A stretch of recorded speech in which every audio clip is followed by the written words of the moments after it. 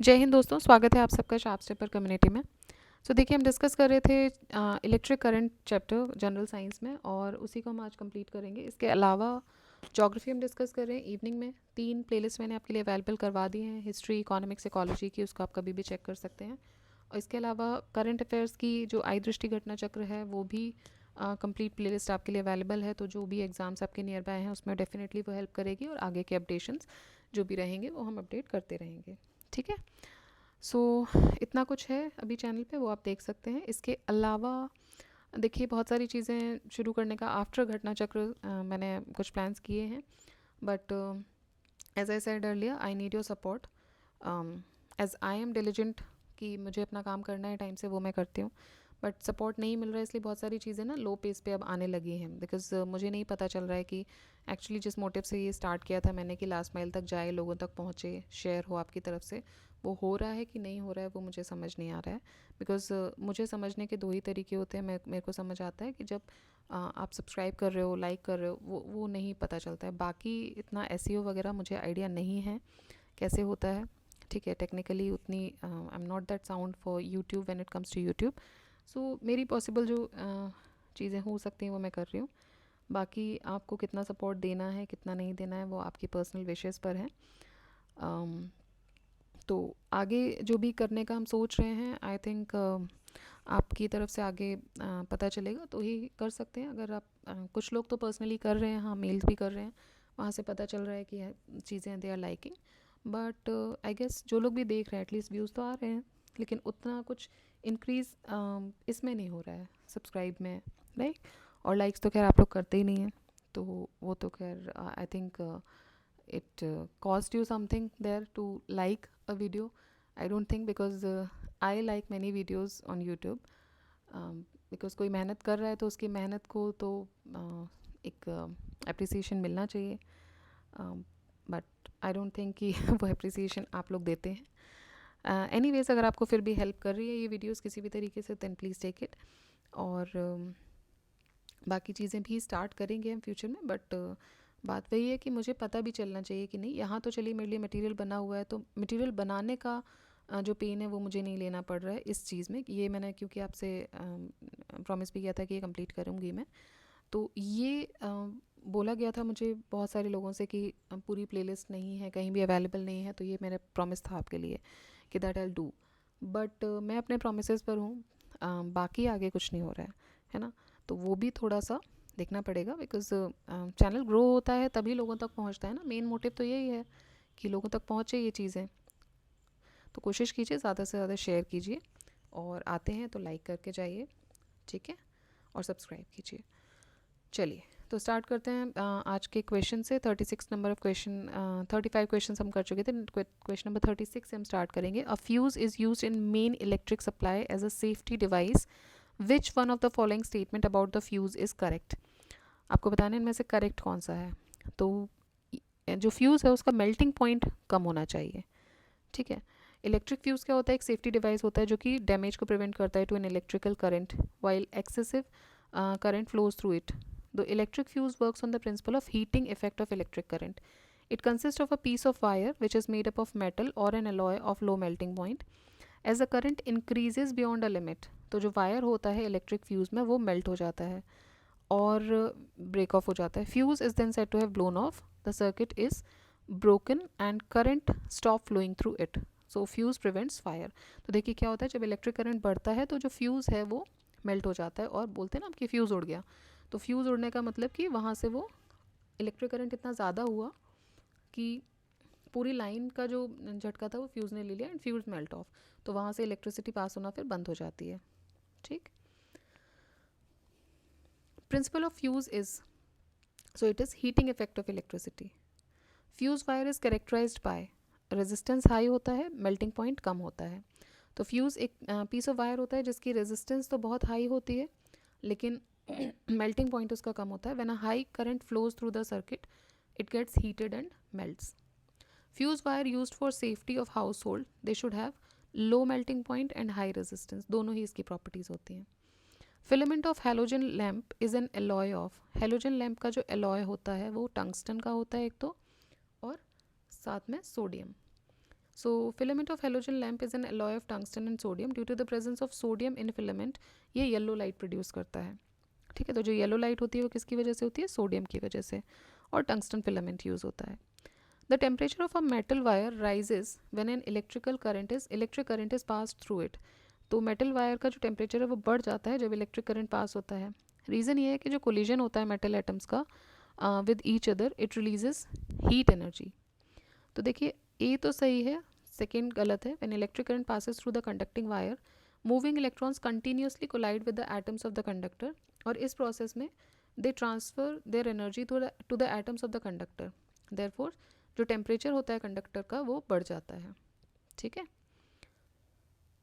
Domestic electrical wiring is basically a series connection, parallel connection, combination of series and parallel, या फिर series connection with each room and parallel connection elsewhere. तो जो हम घरों में जो इलेक्ट्रिकल वायरिंग होती है वो हमारी पैरेलल कनेक्शंस होते हैं, तभी तो इल्यूमिनस. नहीं तो एक सीरीज में होगा तो एक कमरे में आपकी लाइट जो है वो प्रॉपरली आ रही है, दूसरे में जो ब्राइटनेस कम होगी. हमने पहले भी कल वीडियो में हमने देखा था.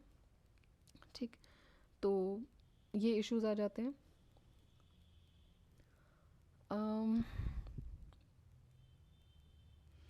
फिर है a wire with black insulation during electric supply is.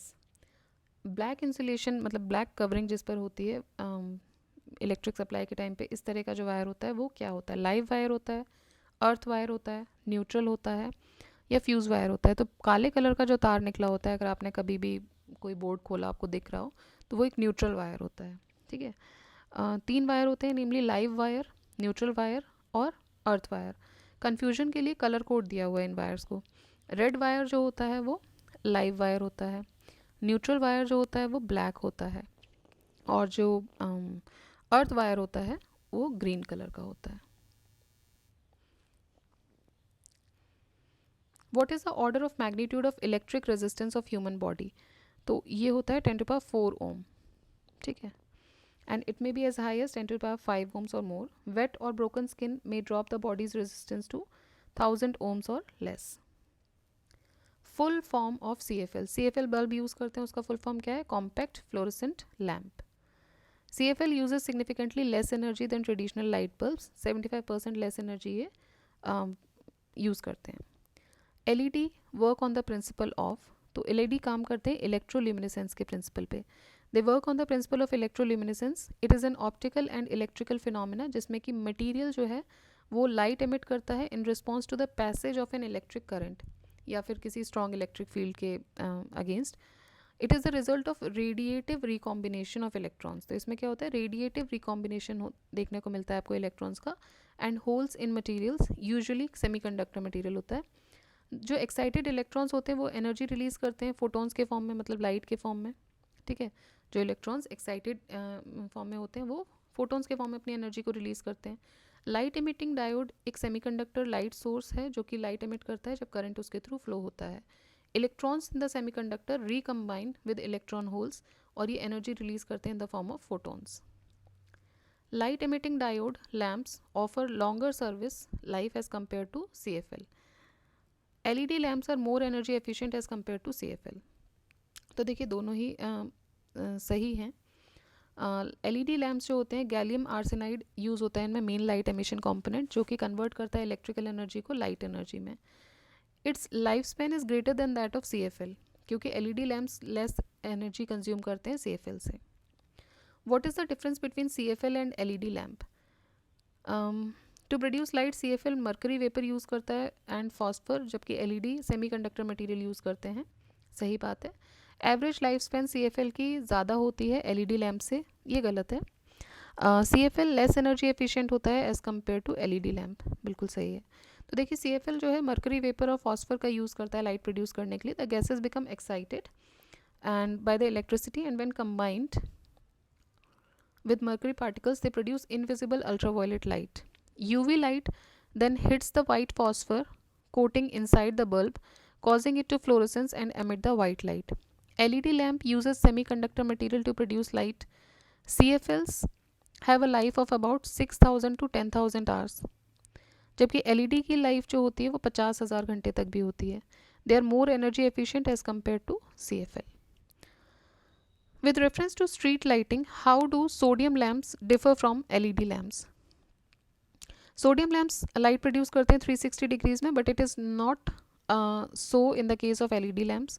Street light sodium lamps have longer lifespan than LED lamps. Spectrum of visible light from sodium lamps is also monochromatic, जबकि LED lamps जो होती हैं वो significant color advantages देती हैं street lighting में. तो देखिए इसमें से सेकेंड वाला सही नहीं है. जो स्ट्रीट लाइट्स होती हैं sodium lamps have longer life span than LED, ये गलत है. जो लाइट्स होती हैं सोडियम लैम्प से, that is sodium vapour lights, they are omnidirectional. Omnidirectional light जो होती हैं वो 360 डिग्रीज पे लाइट प्रोड्यूस करती हैं हर तरफ. There is a large system inefficiency because at least half of the light needs to be reflected and then redirected to the desired area illuminated. Whereas LED lamps जो होती हैं they emit light directionally. LED क्या होती है, directionally light देती हैं, और sodium lights क्या होती हैं, ओमनी डायरेक्शनल होती हैं. सो मतलब 180 डिग्रीज पे, which means there are far fewer losses from the need to redirect or reflect light. So statement 1 जो हो जाएगा वो करेक्ट हो जाएगा. इसके अलावा एलईडी से एक्सट्रीमली लॉन्ग लाइफ स्पेन होता है related to every other lighting technology. Sodium lamp से भी ज़्यादा होता है. न्यू एलईडीज़ जो होती हैं 50,000 से 1 लाख घंटे तक ही चल सकती हैं, या उससे ज़्यादा भी, than 3 to 4 times than sodium lamps. Statement 2 incorrect हो जाता है. सोडियम वेपर लाइट्स जो होती हैं they have worst colour rendering. Low pressure sodium lamps in particular are monochromatic resulting in the colours of illuminated objects being nearly indistinguishable. जिसका मतलब है कि जो ऑब्जेक्ट इल्यूमिनेट हो रहा है उनके द्वारा appear shadowy black rather than the color you would see during the daylight. LEDs ज़्यादा waste much less energy producing waste heat. साथ ही साथ they also provide an incredibly better variety of color, high color rendering index options to the user, thus eliminating the monochromatic black appearance of objects illuminated by sodium lamps. What gases are filled in fluorescent tube? Neon, sodium, mercury and neon both. तो mercury और neon दोनों ही भरे जाते हैं fluorescent lamps में. In comparison to an electric bulb fluorescent tube is preferred. Why? Answer तो देखिए none of these है, देख लेते हैं. एक्सटर्नल आउटर, देखिए हम आंसर ही देख लेते हैं. Comparison to electric bulb fluorescent tubes जो होते हैं वो ज़्यादा energy, they transform more electric energy into light energy. अगर 100 वॉट का एक बल्ब है, it converts only 5% of electric energy into light energy. But जो फ्लोरोसेंट ट्यूब्स होती हैं वो अराउंड 22% इलेक्ट्रिक एनर्जी को लाइट एनर्जी में कन्वर्ट करती हैं. So none of the statement is correct. How does the white light produce in the tube? White light कैसे produce होती है ट्यूब में? वाइट लाइट प्रोड्यूस होती है बाय ऑसिलेटिंग द मॉलिक्यूल्स. ठीक है, मॉलिक्यूल्स को ऑसिलेट करके वाइट लाइट प्रोड्यूस होती है ट्यूब में. So a tube light or fluorescent lamp is a kind of light that uses a combination of electricity and mercury vapor. तो electricity और mercury vapor दोनों का combination use करते हैं to create the light energy. The electricity causes electrons to travel at high speed between the poles. These electrons hit the mercury gas molecules and oscillate them.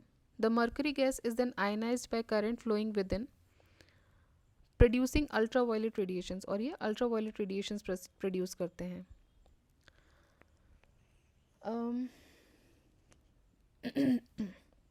ठीक है.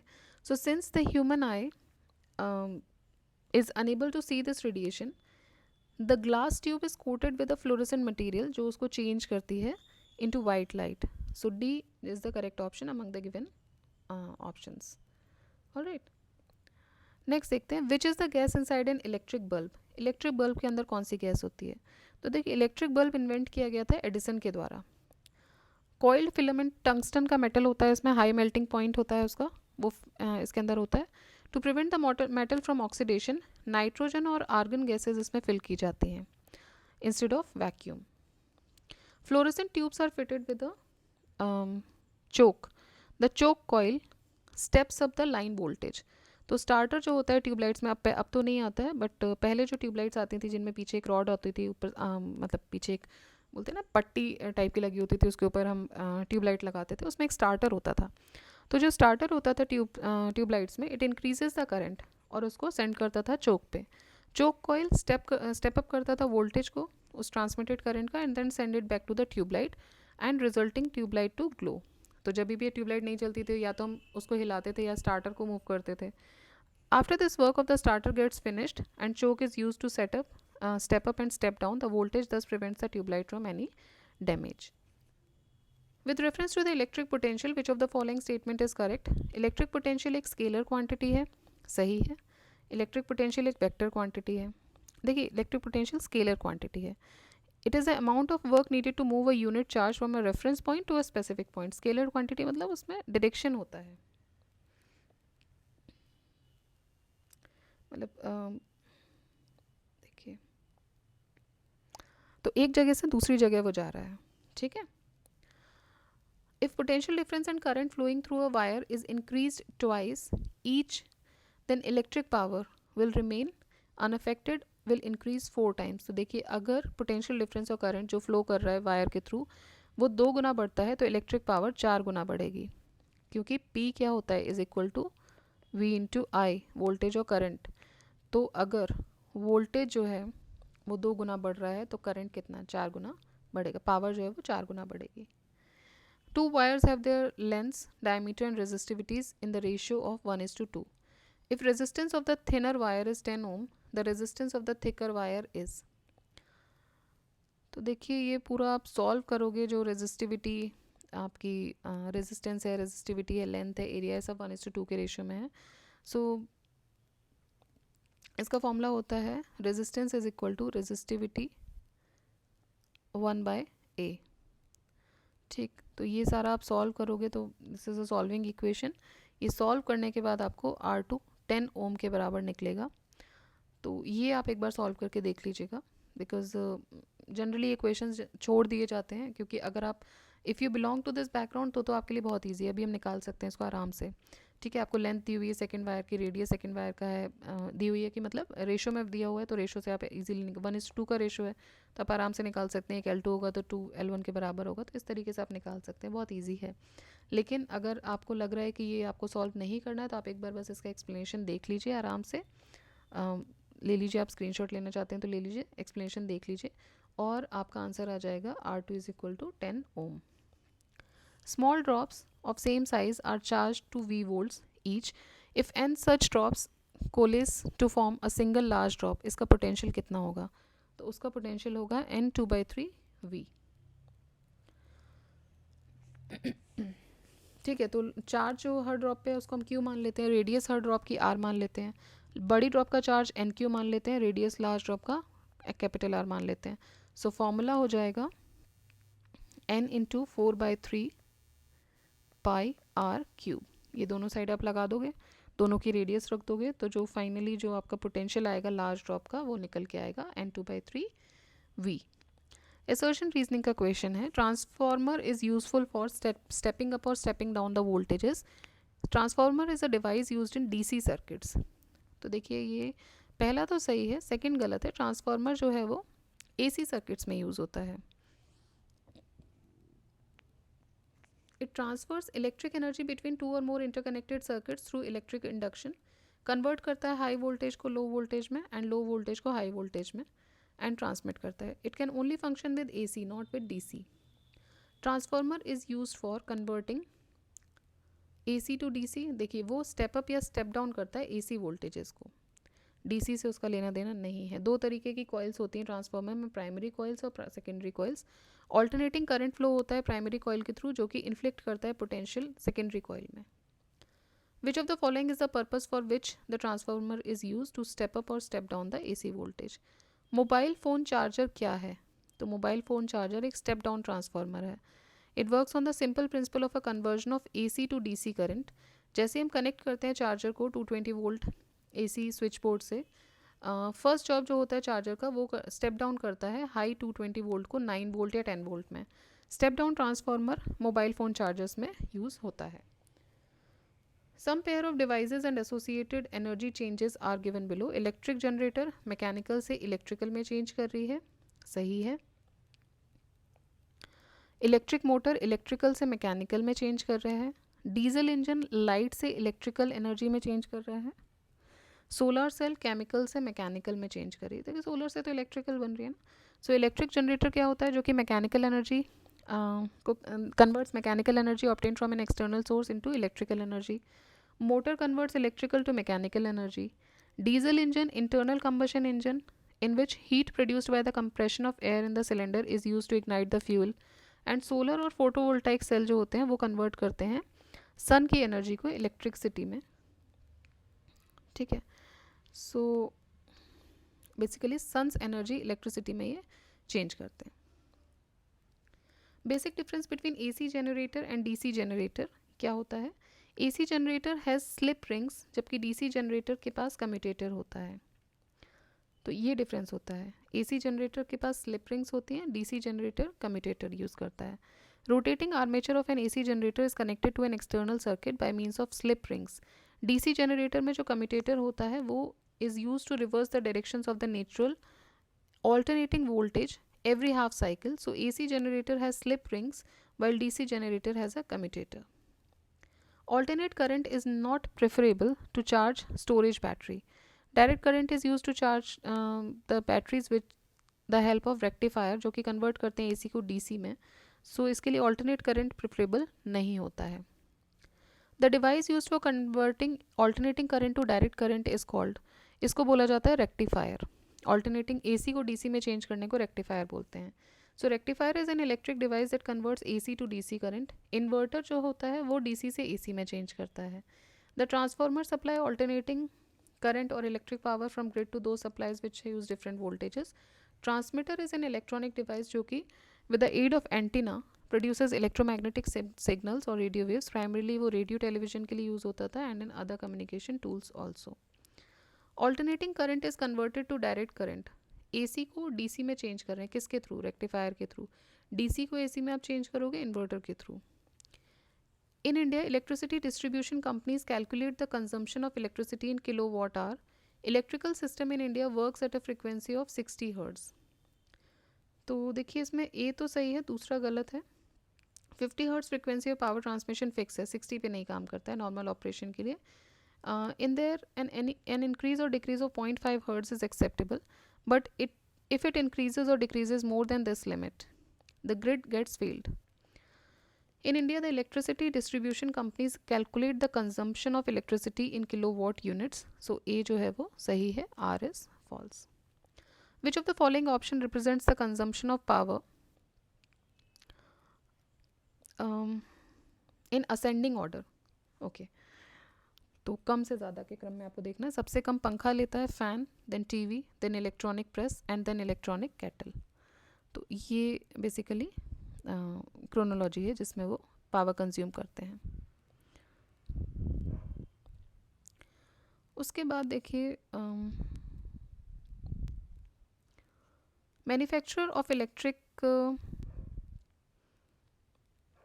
Component electric equipment sets a power rating for every equipment जो कि maximum power show करता है that can be consumed by a specific device. According to the question, ascending or increasing order of electronic by the power rating are fan, television, press and electronic kettle. The Earth's magnetic field is due to the current circulating inside the core created by convection current due to the heat escaping from the core. ठीक है, तो अर्थ की जो magnetic field है it is believed to be generated by electric currents which is in the conductive material of its core. What is the source of electrical energy in an artificial satellite? Artificial satellite में electrical energy का क्या source होता है? तो वो होता है solar cells. Artificial satellites में सोलर या फोटोवोल्टाइक सेल्स जो होते हैं वो कन्वर्ट करती है सन की एनर्जी को इलेक्ट्रिकल एनर्जी में फोटोवोल्टाइक इफेक्ट के थ्रू। ये जो फोटोवोल्टाइक इफेक्ट होता है it is the creation of voltage and electric current in a material upon exposure to light. Assertion है space based solar power SPSP. It is suggested to be made a national goal. Supply of SPSB is 99% uninterrupted throughout the year besides the enormity of energy availability. ठीक है, उस समय के current का question है ये।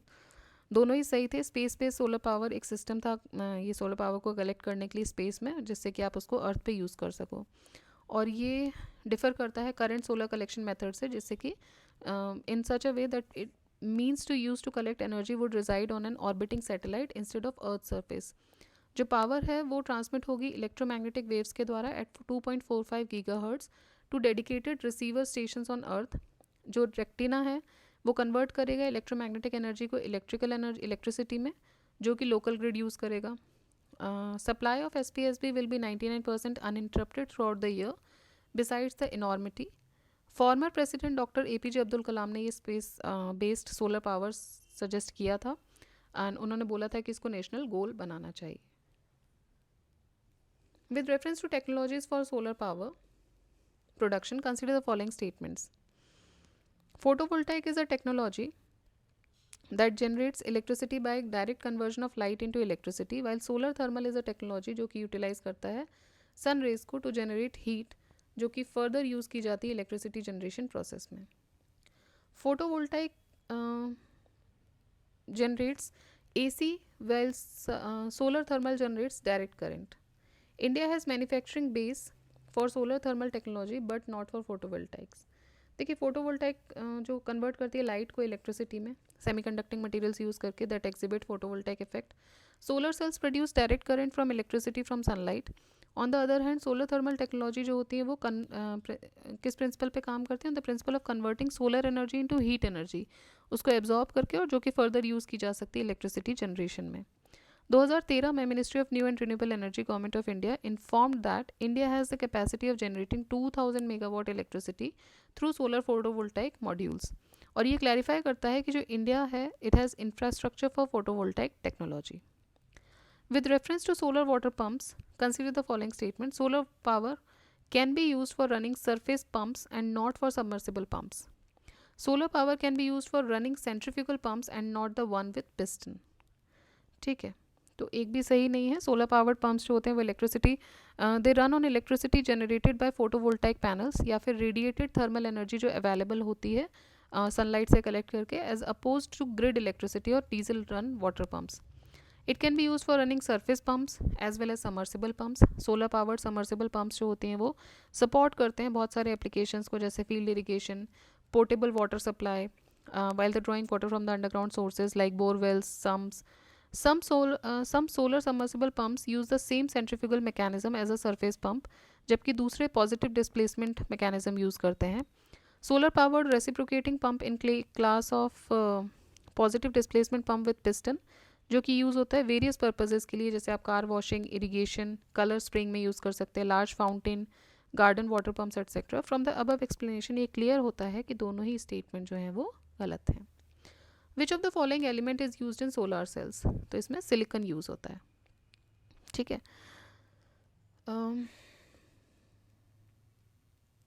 दो मोस्ट कॉमन जो सोलर सेल्स होती हैं they are made of crystalline silicon, both monocrystalline and polycrystalline, and those made with what it is called thin film technology.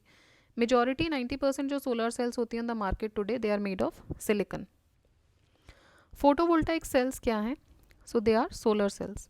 Conversion of light energy into electrical energy, ये किस पे based है? It is based on the phenomena called photovoltaic effect. Photovoltaic cell is the basic unit of the system, जहाँ पे photovoltaic effect जो है वो utilise होती है to produce electricity from light energy. It is most widely used semiconductor material for constructing photovoltaic cell. They are related to, again ये तो बहुत ही सिंपल हो गया, it is related to solar energy.